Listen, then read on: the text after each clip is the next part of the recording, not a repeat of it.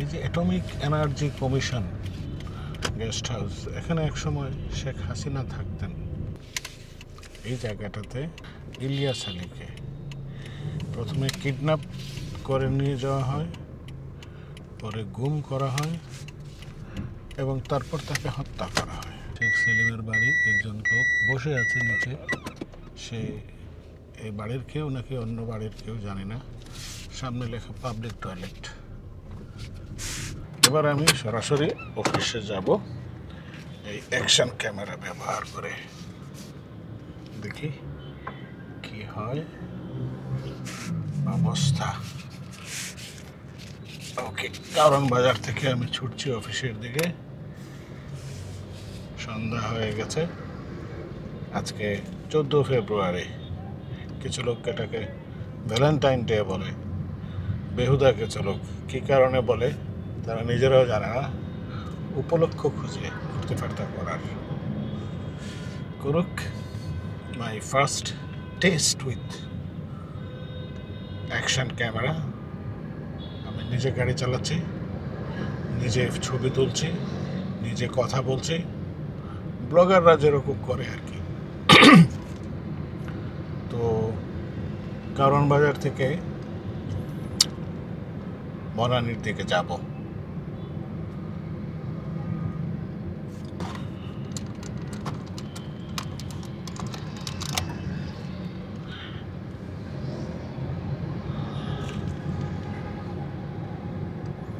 আলো অনেক কম, আমি দেখি তো আলো দেওয়া যায় কিনা বেশি করে একটু।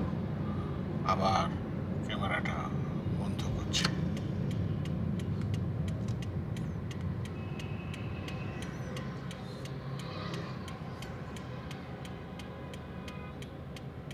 সে এর চেয়ে বেশি আলো আমাকে দিচ্ছে না, সমস্যা নেই, আমি এটাতেই যাব।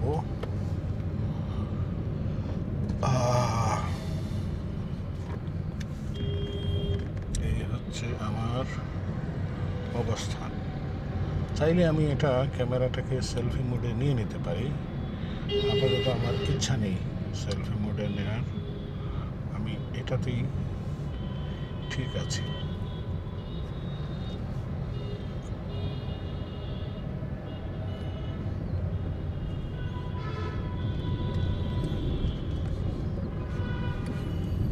সন্ধ্যার ছায়া নামে এলো মেলো, ভালো লাগে জীবনে।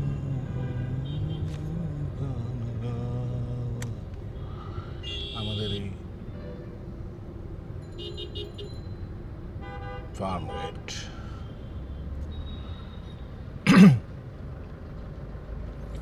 ফার্ম গেট, ফার্ম হাউস ছিল কোনো সময়, হয়তো নিশ্চয়ই ছিল, তা না হলে খামার বাড়ি এখানে কেন হবে?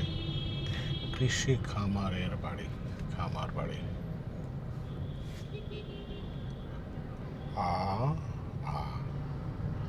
ওকে ওকে, এই হচ্ছে আমার কার ক্যালিব্রেশন, সিমস গুড।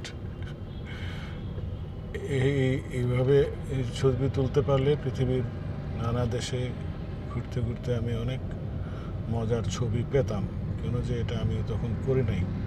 আমি এর আগে এইটা করেছি অনেক কষ্ট করে, হাত ধরে রেখেছি, গ্লাসের সাথে লাগিয়ে রেখেছি, অন্য কোনো জিনিসের সাথে লাগিয়ে রেখেছি। আজকে আমার অনেক টাকা পয়সা খরচ হচ্ছে, 3টা গিয়ার প্রায় 4,500 টাকা হুদাহুদি খরচ। এই খরচ করতে করতে আমি ফতুর।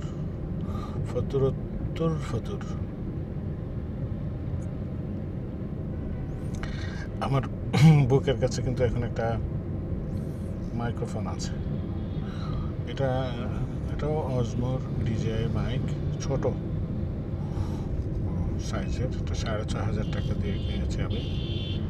আর একটা আছে আমার মাইক 2, সেটা অজমো পকেট 3 সাথে লাগানো, বাট সংকট হচ্ছে অজমো পকেট 3 আমার গেছে গা, জাহাজের মধ্যে আছাড় খেয়ে পড়া, এটার স্ক্রিন ভেঙে গেছে। এটা হংকং থেকে সারাতে হবে। ওদেরকে মেইল করেছি, ওরা আমাকে জানিয়েছে হংকংয়ে তাদের সার্ভিস সেন্টারের ঠিকানা দিয়েছে। আজকে যে দোকান থেকে কিনেছিলাম সে দোকানে নিলাম। তারা বলল 2 মাসের মতো সময় হাতে রাখেন, 2 মাসে ফেরত আসবে, 20,000 টাকার মতো লাগতে পারে। তো এখন এই ক্যামেরাটা আসলে আমার জুৎসই ব্যবহার হচ্ছে না, এখন আমি 20,000 টাকা দিয়ে এটা কি সারাবো? না সারালেই তো যেভাবে এটার ফাংশন করছে না, কি আর করার। এটাকে চিনাই দেওয়া যাচ্ছে না। কি এটা? হ্যাঁ, কি জিনিস? স্ট্রবেরি? না, স্ট্রবেরি খাবো না। না, কত দাম? 280 একটা না দুইটা? একটাই 280 টাকা। না, নেবো না। না, স্ট্রবেরি খেতে ইচ্ছা হচ্ছে না আমার, মিষ্টি খেতে ইচ্ছা হচ্ছে। এখন যদি কোনো কারণে পাওয়া যায় তো ক্লাবে আজকে অর্ডার দেওয়া আছে, এটা আনতে যাব। হালুয়া খাবো, রুটি খাবো, গোশত খাবো, সবাই রাতের খাবার। অবশেষে গাড়িখানা ছাড়িলেন, আমিও রওনা হইলেন।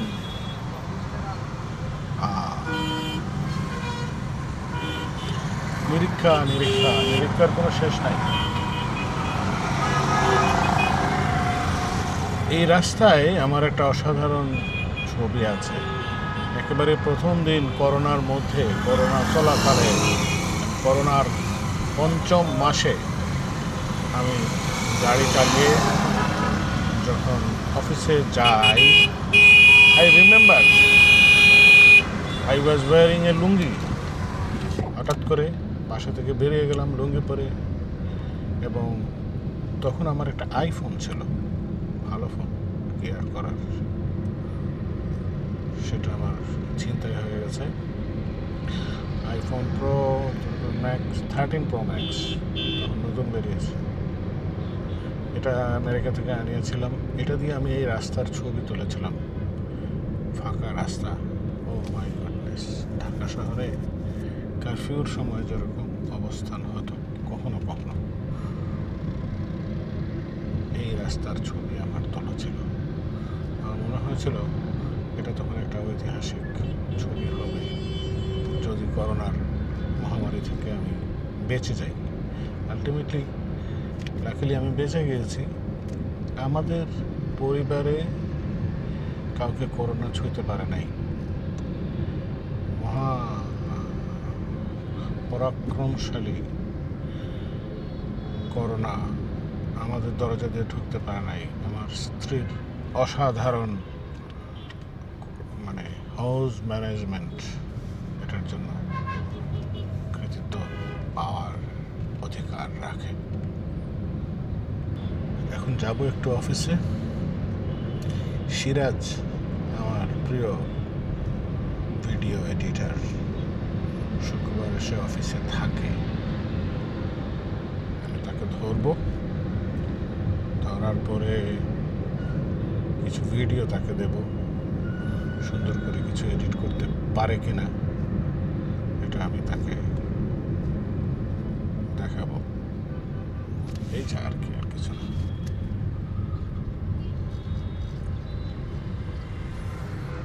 শুক্রবারের ছুটির দিন, সারাদিন প্রায় বাসায় ছিলাম। 2:30টার সময় ইসমামকে নিয়ে আসলাম পাঠশালায়।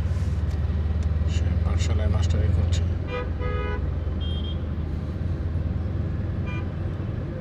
রাস্তার উপরে এরকম সাইনবোর্ড, আমি কি গাড়ি চালাবো না সাইনবোর্ড দেব? আমি যদি এই সিটির নিয়ন্ত্রক হতাম, আমি এখানে এই সাইনবোর্ডটাকে রাস্তার উপরে উঠাতে দিতাম না।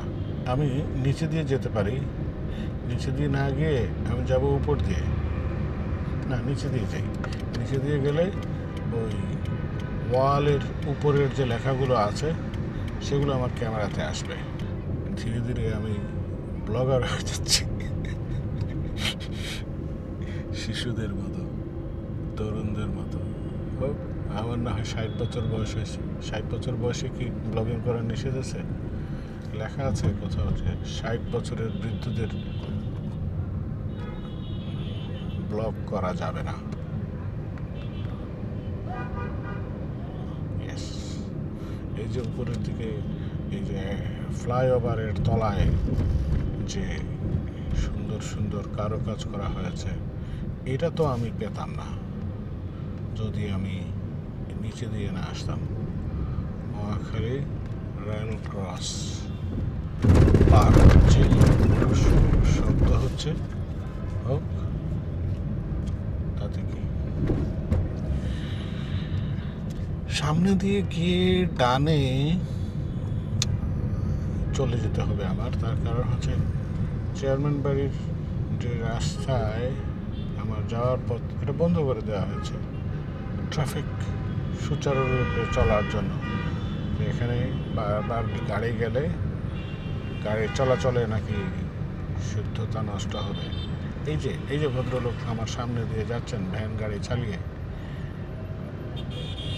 এটা যে কতজন গাড়ি চালকের জন্য ডিস্টার্বের জিনিস হচ্ছেন এটা তিনি বুঝতে পারছেন না। কিছু করার নাই, আমি আবারও তলা দিয়ে যাওয়ার জন্য তৈরি হচ্ছে। এখানে গিয়ে আমাকে একটু থামতে হবে। না, আমার প্রয়োজন হবে না, ওপররা থেমে আছে, সুতরাং আমি নিশ্চিন্তে মহাখালীর রাস্তা দিয়ে চলে যাচ্ছি। সামনে তিতুমির সম্ভাব্য বিশ্ববিদ্যালয়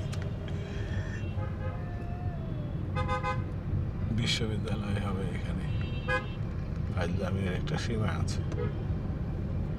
আচ্ছা থাক, বিশ্ববিদ্যালয় করুক বা ইউনিভার্সাল বিদ্যালয় করুক, আমার কি, আমি যাব আমার অফিসে। এই চিপা দিয়ে ঢুকবো। চিপা দিয়ে ঢুকতে ঢুকতে এই যে atomic energy commission guest house, এখানে একসময় শেখ হাসিনা থাকতেন। ওয়াজেদ আলী সাহেবের কোয়ার্টার ছিল। Bangladesh atomic energy commission housing. Okay,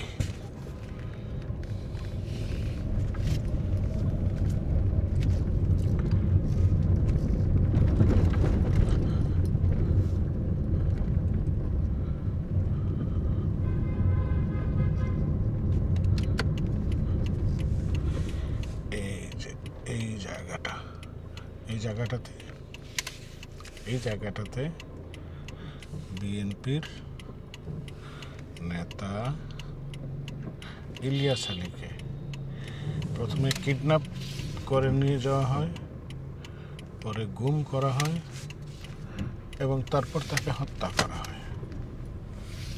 এই রাস্তা দিয়ে আমি যাচ্ছি। ওকে,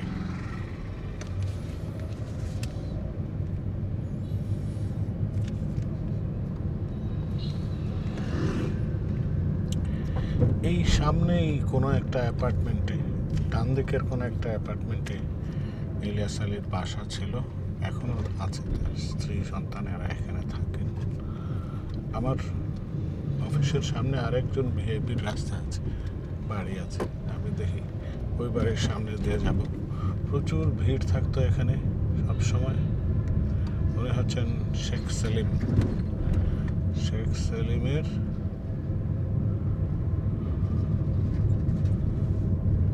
অফিস না বাসা, শেখ সেলিমের বাসা। সোজা গিয়ে ডান দিকে একটা বাড়ি পরে, দুটো বাড়ি পরে আমার অফিস। আমি চাইলে সেদিকে যেতে পারি, আবার না চাইলে যদি আমি আপনাদেরকে শেখ সেলিমের বাড়িটা দেখাতে চাই তাহলে আমি আরেক দিকে যেতে পারি, এই একটু কাছে। বরং আমি এক কাজ করি, আমি আপনাদেরকে শেখ সেলিমের বাড়িটাই দেখাই, তার সামনে দিয়ে যাই।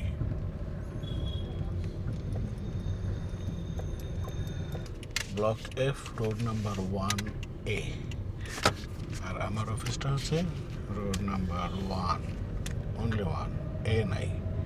এ হচ্ছে শেখ সেলিমের বাড়ি, সামনে যেটা অন্ধকার, যে বাড়ির সামনে কোনো সিকিউরিটি নাই, কোনো গেট টেট, কোনো দেখাই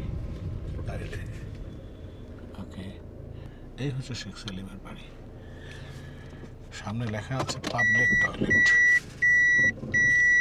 ওকে,